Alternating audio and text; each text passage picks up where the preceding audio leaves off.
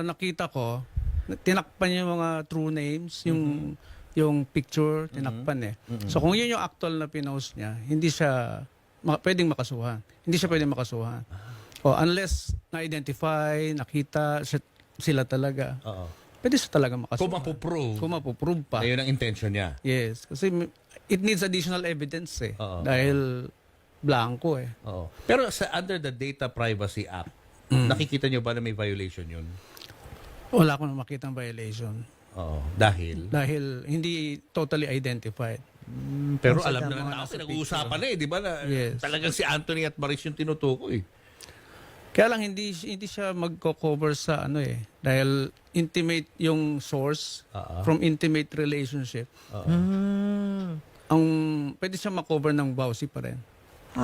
Kasi bakit nga pa rin? they were living in for 7 years. Oo, parang so kumbaga nag-asawa na rin. parang asawa na siya eh. Kaya meron siyang right or access sa cellphone ni Yes. Anthony eh, 'di ba? Oo, kasi Kaya hindi- nakuha niya.